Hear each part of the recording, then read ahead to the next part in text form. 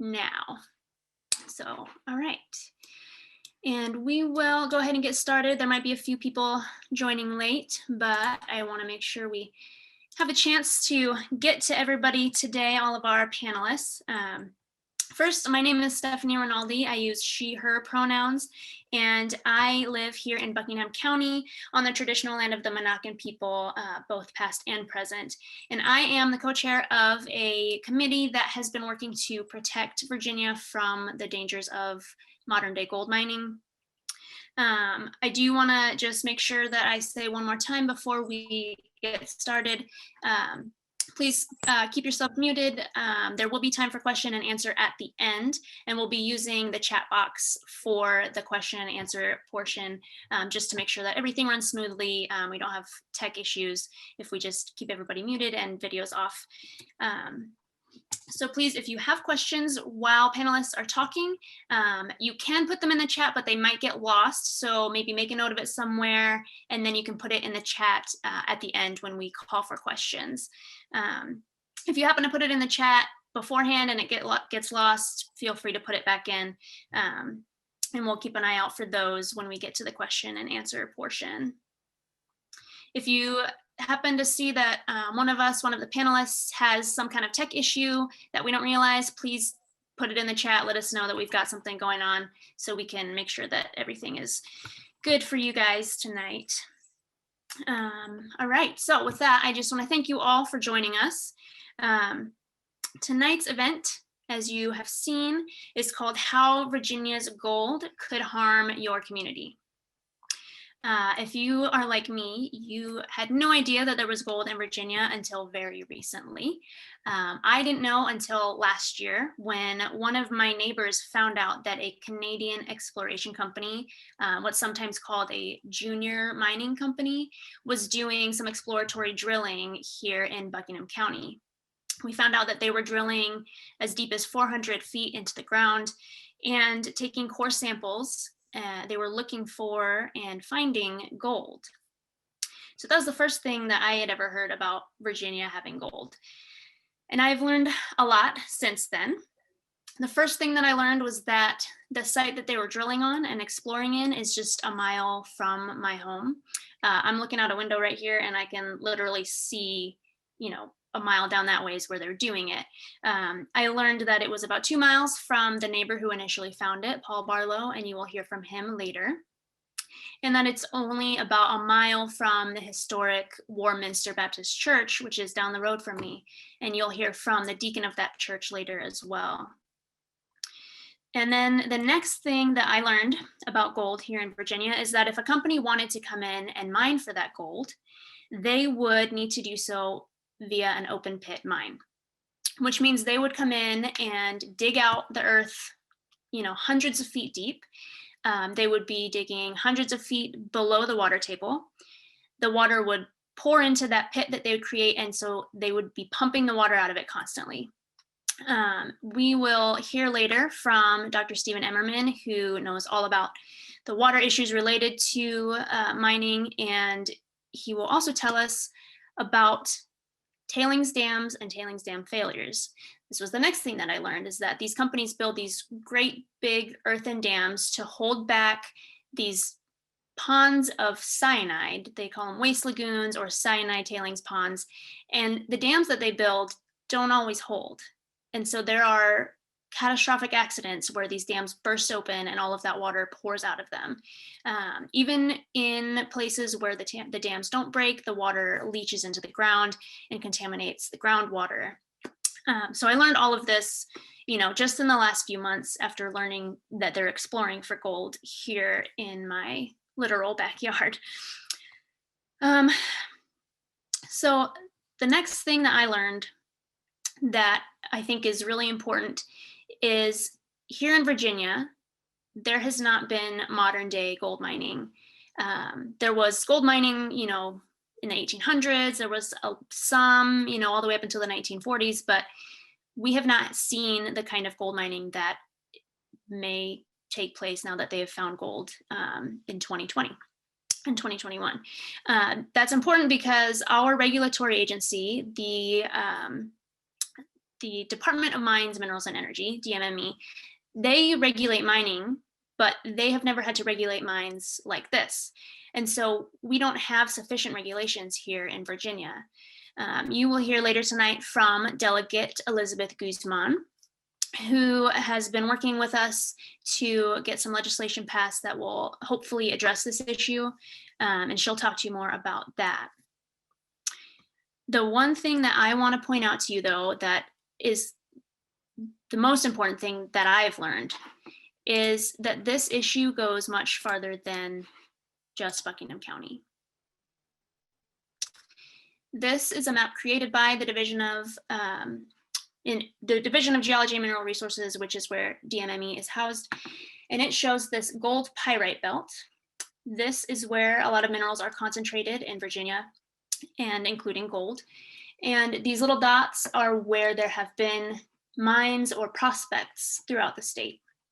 The star I added to show you where we're talking about here in Buckingham.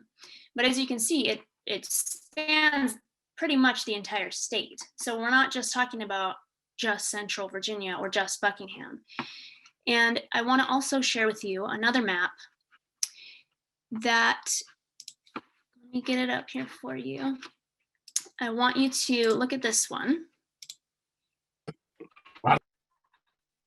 And find yourself here on this map. Here we have Buckingham again. This is the site. Look at this map and find where you are, where you live, where you're sitting at right now, and see how close you are to this gold pyrite. Look at what's upstream from you, because anything that's upstream is going to come downstream. And I want you to just keep this map in mind as we learn more tonight from a couple of my neighbors, from Delegate Guzman, from Dr. Emmerman. Just remember where you are in relation to all of this. And with that, I am going to stop sharing my screen. I'm going to turn it over to my neighbor, Paul Barlow. He is an electronics technician and a former Marine from Fredericksburg, and he's lived in Buckingham for about 10 years. So take it away, Paul. Okay, thank you, Stephanie. Yeah, let me share my screen here.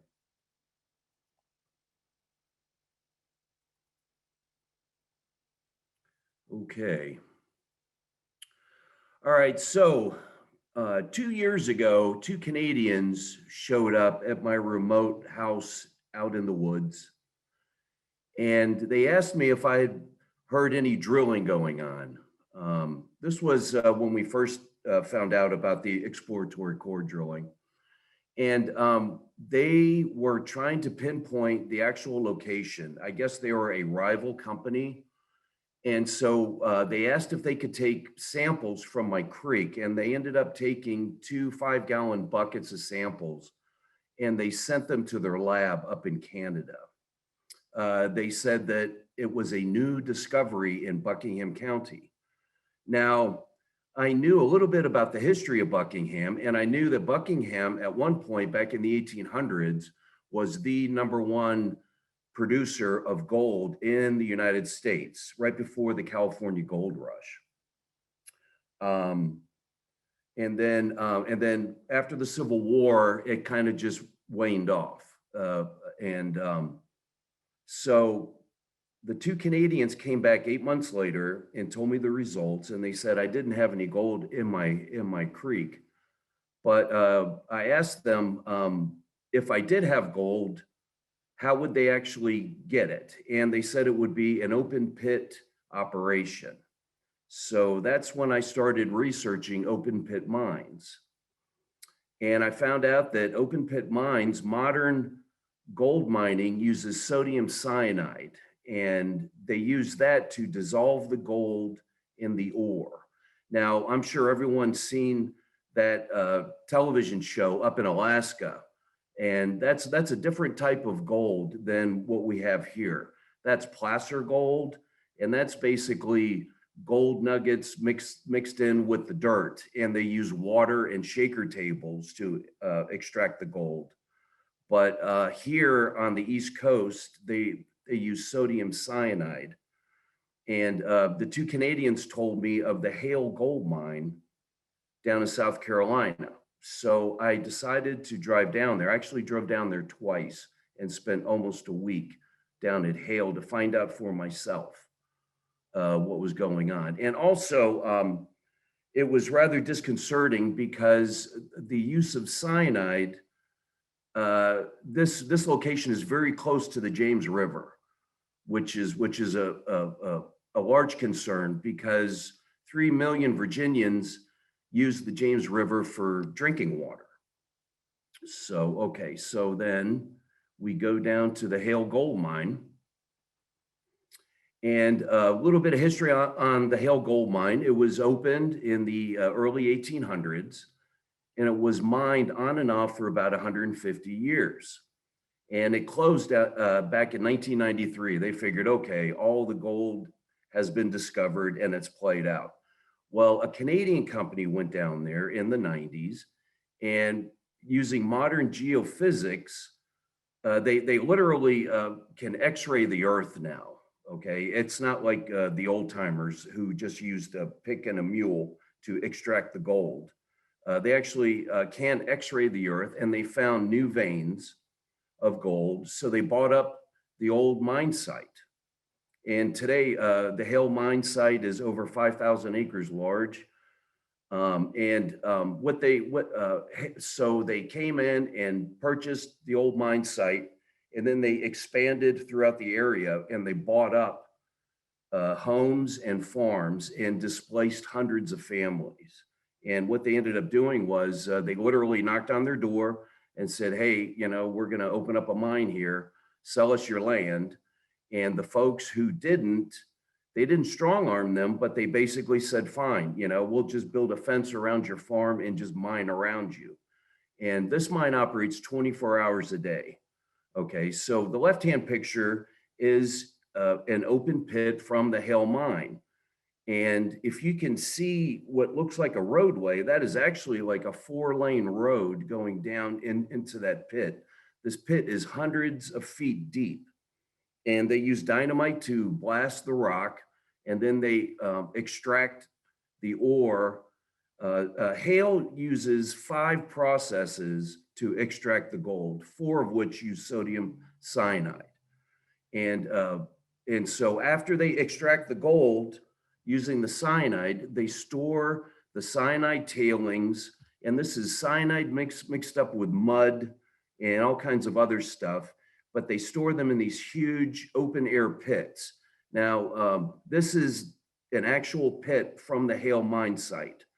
This thing is 600 acres large. It's a mile long and a half-mile wide. And since then, they have expanded the mine quite a bit, and they've dug new cyanide pits. So there's many open air cyanide pits at Hale. And also the town of Kershaw, which is 3 miles away. I drove down there thinking, wow, a gold mining town, this place will be prosperous. And it was just the opposite. I was shocked to see how poor the area is.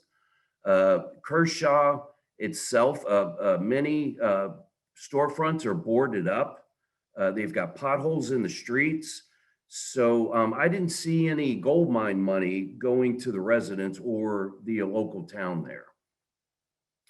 And so speaking of tailings dams, they do fail, as Stephanie pointed out.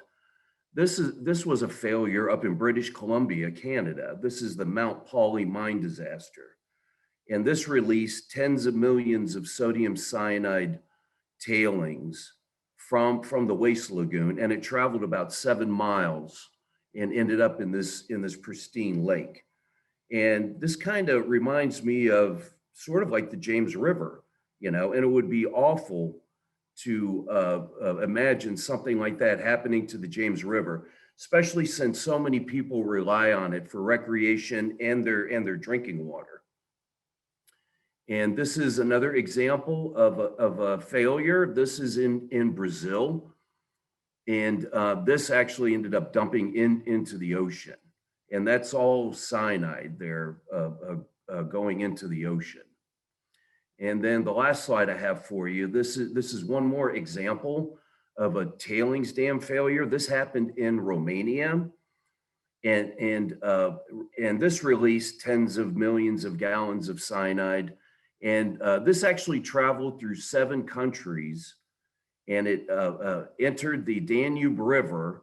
The left-hand picture there is of the fish kill from the Danube, and it ended up into the Black Sea. Now, freshwater fish are the most susceptible to cyanide poisoning. They're kind of like the canary in the coal mine, so to speak. So the first sign of cyanide in the waterway would be massive fish kills. And it would just devastate the fishing industry, because the James River is about 400 miles long, and it ends up into the Chesapeake Bay.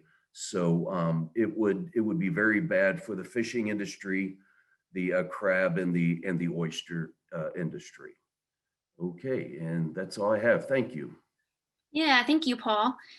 Now we're going to hear from another one of our community members here in Buckingham, Deacon Bill Perkins. He has been the deacon of Warminster Baptist Church since 2006, and his family has been attending that church since 1866. Deacon Perkins, are you here with us? Yes. All right. Can you turn your camera on? Okay, there we go. All right. Tell us what you guys have been experiencing here.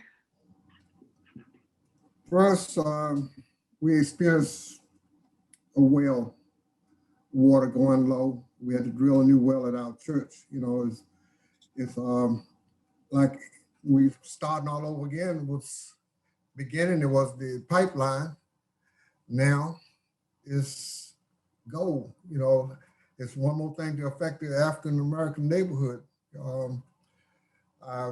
Our community is really outraged, you know, with this Canadian company that's coming in that really doesn't care about who they affect, you know, and I'm deeply concerned about our church, our cemeteries. You know, once they start doing an open pit mine, they're not going to actually dig around our cemeteries or our church. I'm thinking that they'll really just mow over it just like it's not even there. And I have family still live there, and 5 generations has been in the Warminster neighborhood of my family and other families. Almost everyone's in the neighborhood, the African American, is related. We have some members of our churches in the 90s. One is, my uncle is 90. I have a cousin that's 97, you know, and they live less than a mile away from the church, you know. So I'm deeply concerned about if they did the open pit mine and they lived there all their lives, where would they go? You know, it wouldn't be enough, probably wouldn't get enough money out of if they try to buy us out to get a decent place somewhere else, you know, something compatible or better.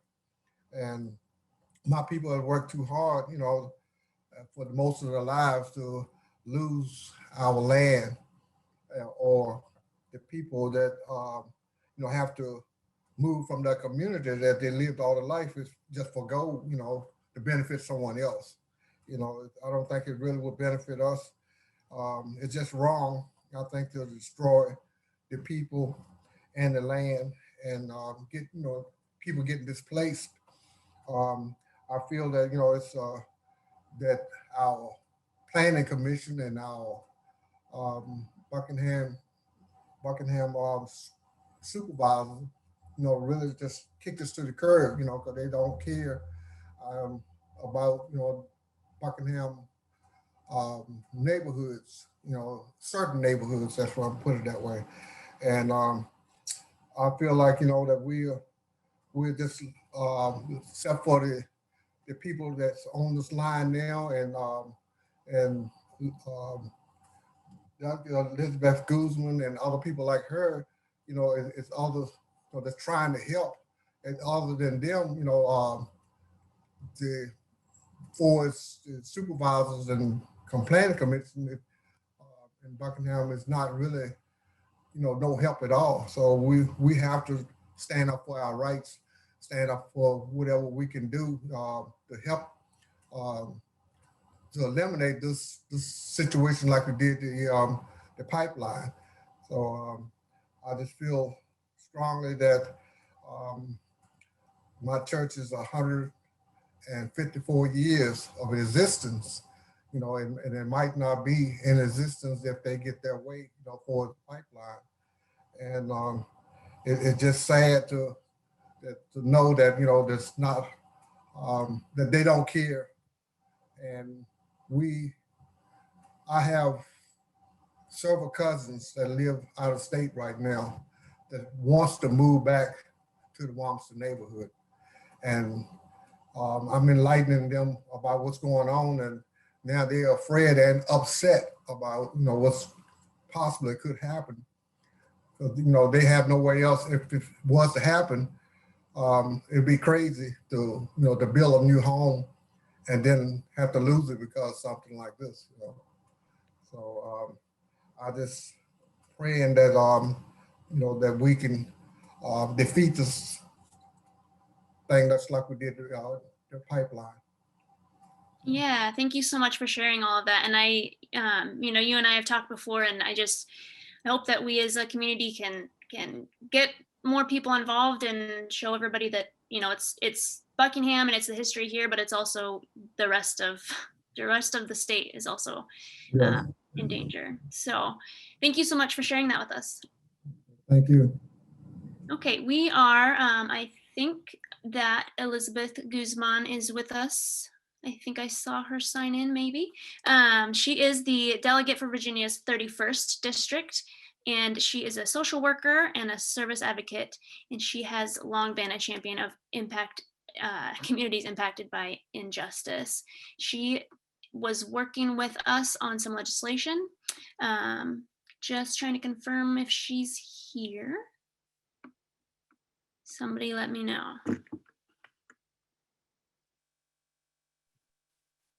She should be signing right on in just half a second. Okay, thank you. So for those of you who don't know, we just this last General Assembly session, we had a bill we called HB 2213. We didn't call it that, it was given that title. But we asked for a moratorium on gold mining until there could be a study done. We did not get that moratorium, but we did get the study, and Delegate Guzman was a huge part in getting that bill passed. She agreed to sponsor it for us, and then she took it up and really championed it and got it through the House and the Senate for us. So we're really grateful to her, and would love for you guys to hear how passionate she is about it as well. Give her a second to get in here. Stephanie, maybe in the meantime, someone asked who let the Canadian companies start exploratory core drilling? That is a good question. Answer that briefly. Yes, so they have been drilling on timber company land. So they made a deal with a couple of different timber companies here in Buckingham. I believe they have leased mineral rights on some of the properties. And so they ended up, so far they've gotten 23 core samples. And it sounds like, based on their website, the company here is called Aston Bay Holdings. So you can find all of this information on their website. They freely give it.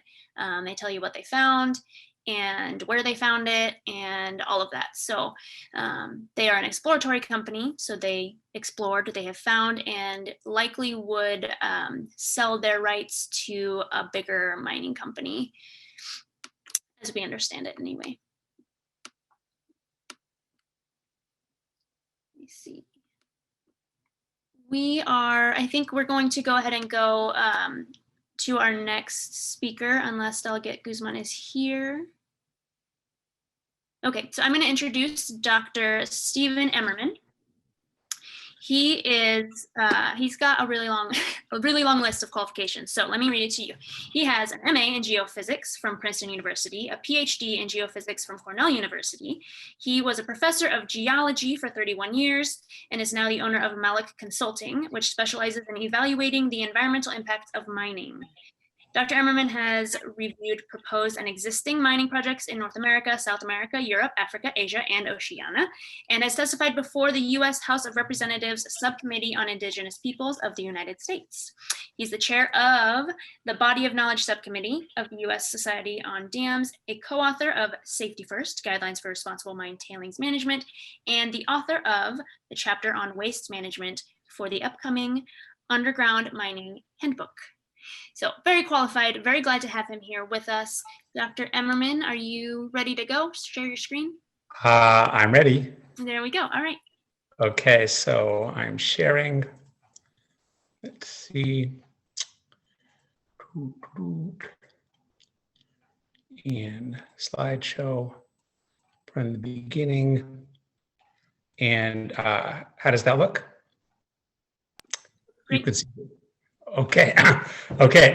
Thank you to everyone for coming. Good afternoon or good evening, depends on where you are.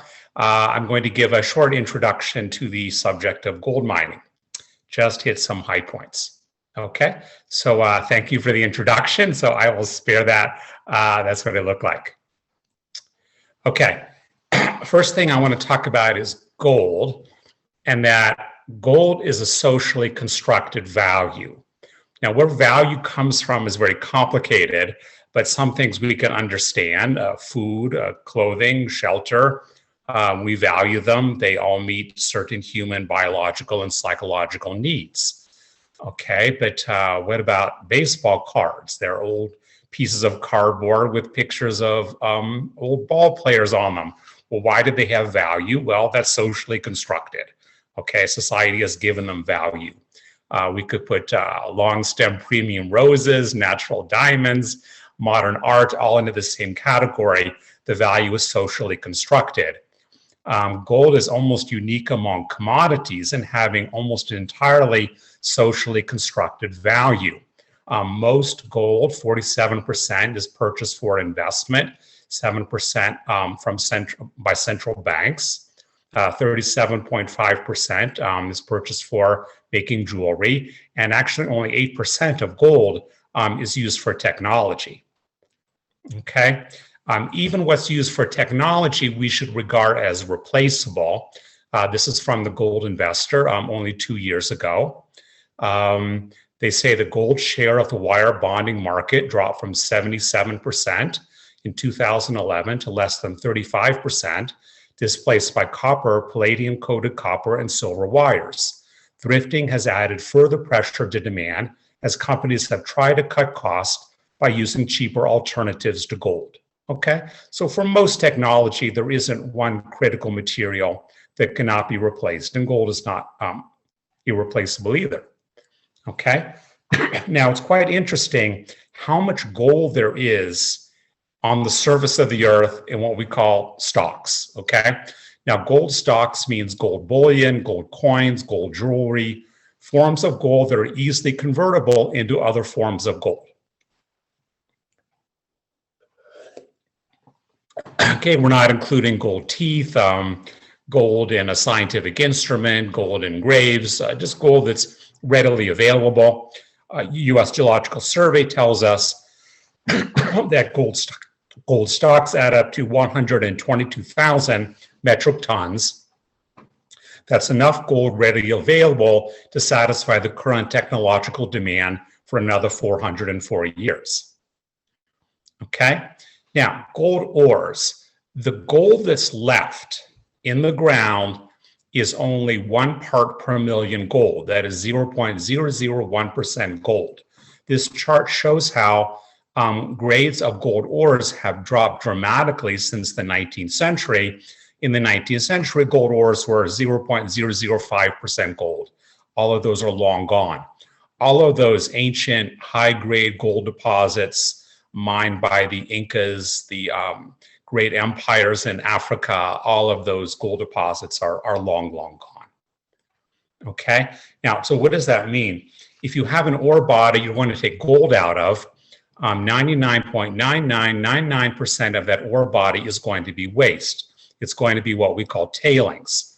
Okay, so tailings, these are the crushed rock particles that remain after the gold has been removed, and these are permanently stored behind a dam And it's not a dam made out of concrete, it's a dam made out of the mine waste.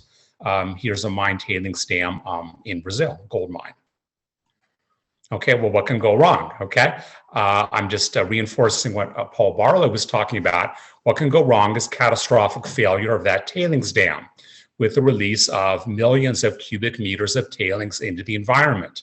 On the left, Mount Poly Mine, British Columbia, August 2014, 24 million cubic meters of tailings, destruction of salmon habitat. In the middle, Samarco Mine, Brazil, November 2015, 32 million cubic meters of tailings, 19 deaths. The tailings flowed for 657 kilometers until they reached the Atlantic Ocean. On the right, Copegu do Feijão Mine, Brazil, January 2019, 9.7 million cubic meters of tailings, 300 deaths. Okay, besides catastrophic failure, there's also chronic failure of a tailings dam. And this is called acid mine drainage. We can see another example from Brazil. These are photos that I took. On the left, we can see the water discharging from the dam drainage pipes, having that characteristic red-brown color of acid mine drainage. On the right, you can see just a few kilometers downstream, the water in hand-dug wells, having the identical color as the water coming out of the dam drainage pipes. This is a Canadian mine company operating in Brazil, and they say there's no connection between those two photographs. Okay, very important. Tailings dams are permanent, forever. For example, when a water retention dam is no longer needed, you have to dismantle it. You can't simply abandon it, or eventually, with no maintenance, it collapses at an unpredictable time with unpredictable consequences. But the tailings have to be confined forever. The tailings dams can never be dismantled. Are they going to be maintained forever? Well, if not, all future generations in Buckingham County and everybody downstream are going to have to worry about the eventual collapse of the tailings dam. Okay, now I am not making this up. On the right, we see the standard textbook on tailings dams, Planning, Design, and Analysis of Tailings Dams by Stephen Vick. On the left is a slide from a talk that Dr. Vick gave, 2014 Tailings and Mine Waste Conference. And he said, foreclosure, system failure is inevitable. Okay, now risk is the combination of the probability of failure and the consequences of failure. Dr. Vick is telling us that since failure is inevitable, the probability is 100%, a risk analysis has to focus on the consequences of failure. And this is from the world expert on tailings dams.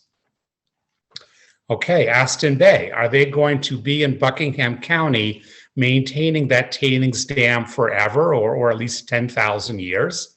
Well, let's see. On the left, we see their stock price has dropped from about 35 cents a share. Now it's, as of Tuesday, it's 4.2 cents a share. It's actually a little lower today. On the right, we see they have 2 to 10 employees.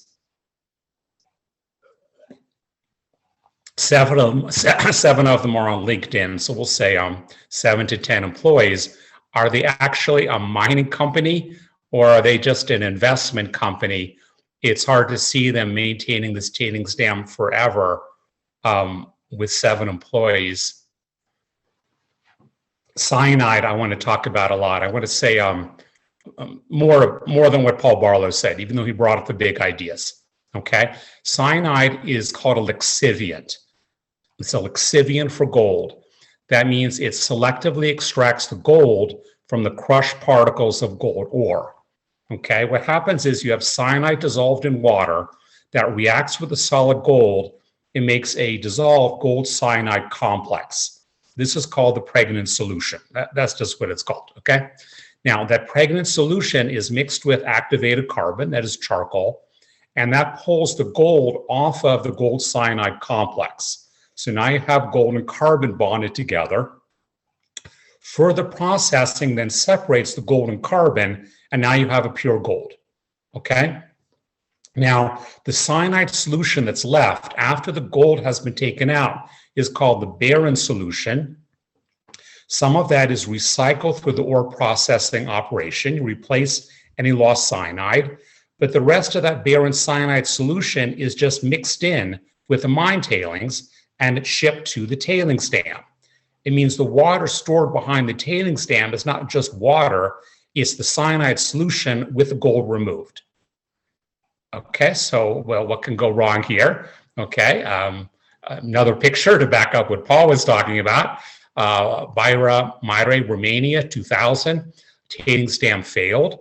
100,000 cubic meters of cyanide contaminated water released through the Somes and Tisza rivers to the Danube River to the Black Sea. Enormous fish kill and destruction of aquatic species.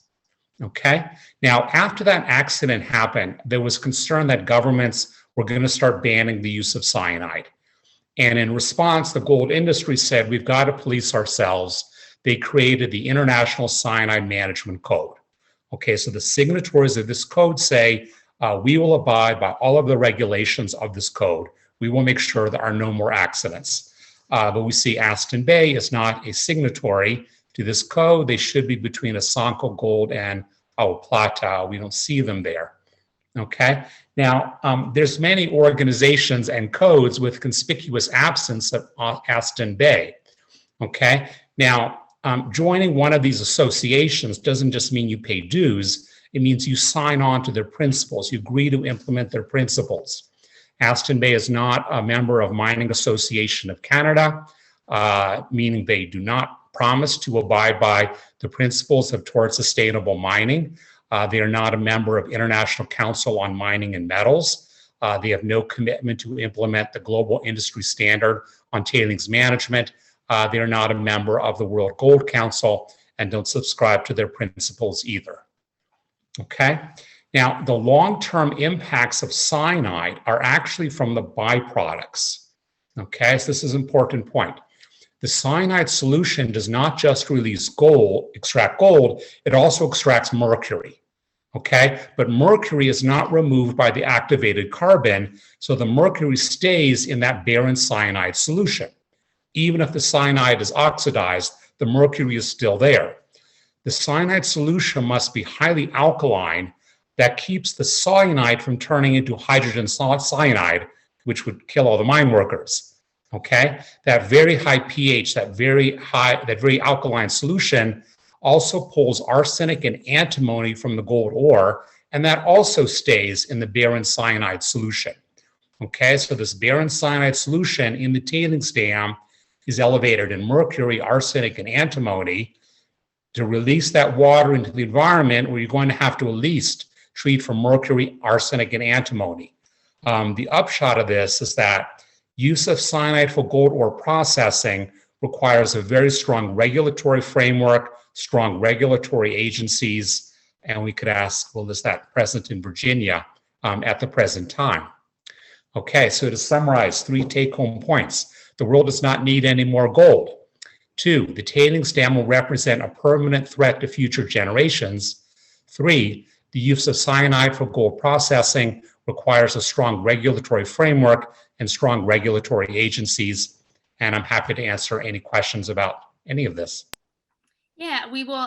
We're going to do all questions at the end, but thank you so much for all of that information. That is extremely informative and helpful. Thank you for that. Yes. So, and the one thing I did want to point out is that Aston Bay is probably not who would actually be mining here, but everything that you just heard about cyanide and the tailings dams and all of that, that all applies to the mining companies themselves.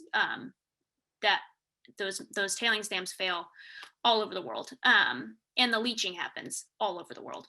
So we do now have Delegate Guzman with us, and as I said before, we worked closely with her to get legislation passed that will help us start to address this issue.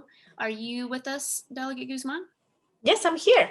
Okay, awesome. Thank you. Can you just tell us a little bit about, why you think the legislation was important, and whatever else you want to share with us? All right, thank you. Well, good evening, everyone. I am Delegate Elizabeth Guzman. And I'm so excited to be here. And I wanted to thank the Virginia League of Conservation Voters for hosting this event, this webinar tonight. And I would be remiss if I don't give a huge shout out to the Friends of Buckingham. Their tireless efforts to protect their environment are truly, their community are truly inspiring, and it has been an honor to work with each one of you. I wanted you to know that we are behind you 100%. The legislation we work on this year is the first step in a long journey to protecting the health and well-being of the people of Virginia. You can count on us to be with you every step of the way, and until we have protected your community. This fall, I just to give you a scenario of how things happen. This fall, I was approached by the Virginia League of Conservation Voters with draft legislation on a topic I have not seen in the General Assembly before: gold mining. Days after that conversation, my office received a call from Heidi, who serves as the secretary of the Friends of Buckingham, and she asked me to patron this legislation for them.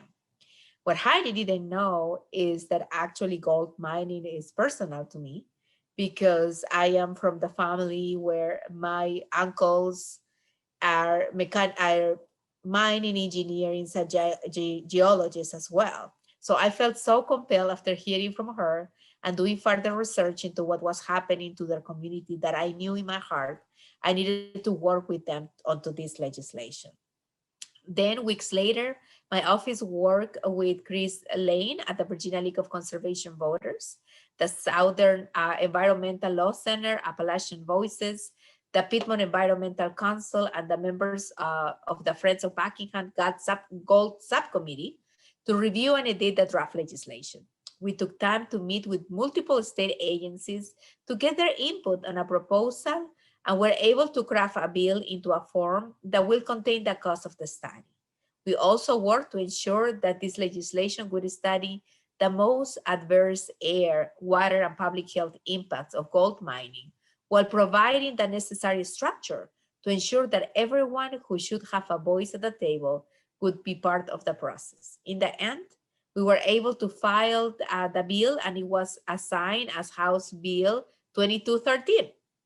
So Virginia actually does not have currently any large-scale gold mining operations, but the prospect of an open-pit gold mine a few miles from the James River should give us all a pause. House Bill 2213 in its original form would have imposed a brief moratorium on the issuance of new large-scale mining permits until a study could be completed on its impacts to public health and the environment. You know, it would involve 3 different secretariats to study so they could coordinate and conduct this study. It was the Secretary of Natural Resources, the Secretary of Health and Human Resources, and the Secretary of Commerce and Trade. And this study will include experts in mining, hydrology, toxicology, geology, and public health. Additionally, the members of the study will include environmental organizations, individuals of potential affected communities, and residents of the Native American communities in such localities. The work group will evaluate the environmental impact of gold mining on public health, and will determine if current regulatory structure is sufficient to protect air and water quality. This means looking into the impact of managing hundreds of acres of toxic mine waste and how that could impact the local watershed and the long-term storage and cleanup costs associated with gold mining. We set the report to be due no later than December 1st, 2023. The bill, was heavily lobbied. Thank you to each one of you who reached out to multiple legislators. It was lobbied by all the major environmental organizations, as well as thousands of constituents were emailing legislators asking for their support. We were able to advance this legislation out of the House Committee on Labor and Commerce with relative ease. Sadly, on a party line vote, but we passed it. Then we advanced it to an Appropriations Committee, where the choice was made to push the timeline on the study by 1 calendar year, making the report due back in December 22. When it came to the full House vote, not a single Republican voted in favor of this legislation, but the bill was able to advance to the Senate. Sadly, the Senate of the Virginia Commerce and Labor Committee chose to remove the moratorium from the legislation. Lobbyists from the logging company that happens to own the land and aggregate mining industry, which was explicitly exempted from this bill, both took the position to be against this measure that ultimately caused the legislation to be amended. So the Senate Finance Committee approved the legislation, and we secured the necessary $250,000 in funding in the Senate budget. It went on to pass the Senate with full Democratic support and the support of Senator Jill Bogle, the only Republican who supported this passage.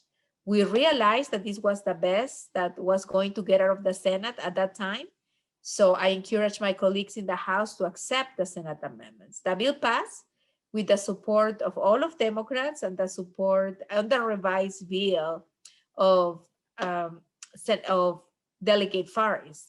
And now it's before the Governor Northam for further action. It is our hope that he signs this bill before the deadline, March 31st at midnight, and doesn't make any amendments that would make things tricky for us in early April. So it's been a true pleasure to work with everyone involved and to fight alongside a community that has been under siege for the last decade. You should be proud of the work you did. It is rare that a new idea that comes to the General Assembly and has taken action into the same year. I look forward to reviewing the study and continue to educate the senators on the threat that gold mining presents to public health from a person that have seen the consequences of gold mining among my family members. So thank you so much for having me here tonight, and I look forward to working with you in the next piece of legislation. Yes, thank you so much, Delegate Guzman. We really enjoyed working with you too. Okay, so we're gonna take some questions really quickly here, but before I do that, I'm gonna put a link in the chat. This is a questionnaire that would really help us out if you guys fill it out. It's just 10 questions, super quick, just to let us know if you want to be involved and anything like that. So please fill that out, and I will now get to your questions. There are a couple for you, Dr. Emmerman. The first is, what are the dangers of this type of mining in the climate of Virginia where we have significant rainfall? Okay, excellent question. Okay, so the big issue with gold mining and this treatment with cyanide is the barren cyanide solution. Okay, so that's the water containing cyanide after the gold has been taken out. Okay, it can almost work in Nevada because evaporation is so high, you can just about let that cyanide solution evaporate, okay? But in a wet climate where you have a constant input of water into the tailings pond, into the cyanide leach pond, eventually you have to release water into the environment. So it has to be properly treated and released, properly monitored, meaning you need a strong regulatory framework, strong regulatory agencies to make sure this is all done properly. Okay, if you don't have that regulatory framework, I get very worried about that kind of thing. Okay, thank you very much. There's another one for you here. What happens when a mine penetrates aquifers? Okay. Well, I like the word when because it's not if. Of course, the mine is going to penetrate aquifers. Okay. So what's going to happen, whether it's an open pit mine or an underground mine, you're going to be below the water table. You're going to have groundwater flooding into that mine. Okay. So you're going to have to pump the water out of that mine. You're going to have to treat it and discharge it to the environment. Okay. Well, again, you need a strong regulatory framework so all this is done safely. Even so, if you have a lot of groundwater pumping in and you're pumping it out very rapidly, you're lowering the water table all in the surrounding area. Okay, you can be making other people's wells run dry. I'm working with an organization in the Czech Republic. They're concerned about a large open pit mine in Poland where there's been so much groundwater pumping, it's lowered water tables in the Czech Republic. I mean, in a different country. Okay, so these groundwater impacts can be very wide-reaching. Thank you, and that is one of our big concerns here in Buckingham County. We are all on well water. So to have that as a just in the back of our minds, you know, where's our water going to come from? Let's see. We have somebody ask, are any companies doing exploratory core drilling in other counties on the gold-pyrite belt in Virginia? This is a difficult question to answer because there actually is no regulation for core drilling.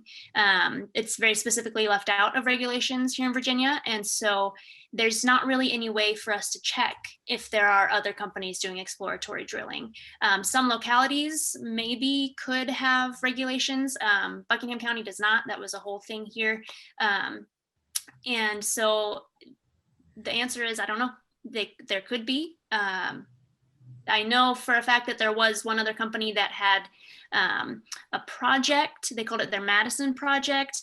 That company was called Fan Camp. I don't know what has happened with that, but that's really the only one that I'm aware of. I don't know that they were drilling either. Let's see. Someone had asked a question of Delegate Guzman about what can we do right now to most impact the pending legislation? Sure. So what I would say is that we have to contact administration. You know, the bill has passed the House and the Senate, so now we need the governor to sign the bill. So it can be part of the budget, and well, hopefully it's not revised either. So we don't have to take any amendments during the veto session that is going to happen on April 7th. Got it. Thank you. And is that, sorry, really quick, is that something we could just send an email to the governor's office? Should we call him? Yep. Call and emails. All Okay. of them. Classroom with the calls and the emails. Okay. Yes. All right. Thank you. Okay, we have more questions for Dr. Emmerman. Is the main purpose for gold production related to human greed with no real scientific or manufacturing need for gold today? Well, okay. I don't know if I want to say it's due to greed. Okay. Gold, the main demand for gold is from investors. Okay. People who want gold, they want to hold on to it. They want to wait for the price to go up. Okay. Or for other reasons, they want to have it. Okay. There's very little gold used for technology. People always want to talk about electric vehicles and windmills and other things. Okay. That's a very small part of the gold demand. And even if it is, it doesn't make gold irreplaceable. Okay. It's better to think about gold like baseball cards. Where does their value come from? I don't know. Okay. For various reasons, people decided they have value. This concept of gold having a value is very, very old. Okay. So that's not a simple thing to understand. Okay. But the very small amount of gold used in technology, I think, is something important to keep in mind. Gotcha. Okay. Let's see. Somebody has asked to the panel, who should we be talking to locally regarding getting the Board of Supervisors to rescind or rethink the zoning? At this point, I mean, you are always welcome to, this is from Janice O'Hara. I'm not sure if you are a Buckingham resident, you are always welcome to email and call your supervisors. In terms of getting the zoning, so just a really quick explanation of what happened here. The Board of Supervisors changed some of our zoning wording and regulations so that exploratory drilling and prospecting in general is not, nobody needs to get a permit of any kind to do that. So pretty much anybody can go onto your, if the property owner allows it and wants it, anybody can go on and prospect. So in terms of getting that rescinded or, changed, you just have to go to the board, as far as I know, the Planning Commission, if you want to talk to them. What we really need to look out for, though, is if a mining company wants to open a mine here, they would need to request to get the area rezoned, or they would need to get a special use permit. And so those are things that we could then go to the board and comment on and ask them to deny it, and hope that they would listen to us. Let's see. It is now 7 o'clock, so I'm going to scroll really quick through these messages and see if I can find any that we really need to get to. I'm going to put this link in the chat again and ask that you please do fill that out. If any of the other co-hosts have seen a question that you think we should answer, please speak up. Otherwise, I am going to, let's see.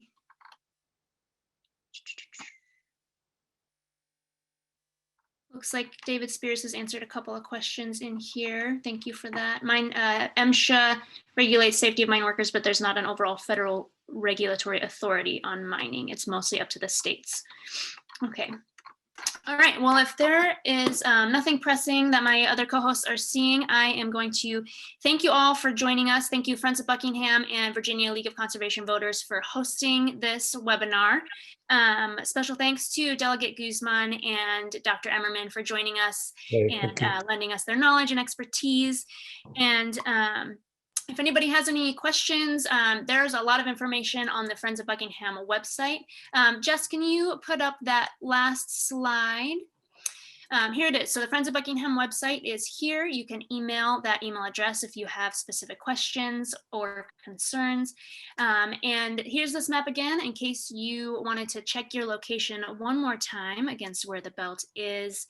And yeah, thank you all so much for joining us, and have a great night.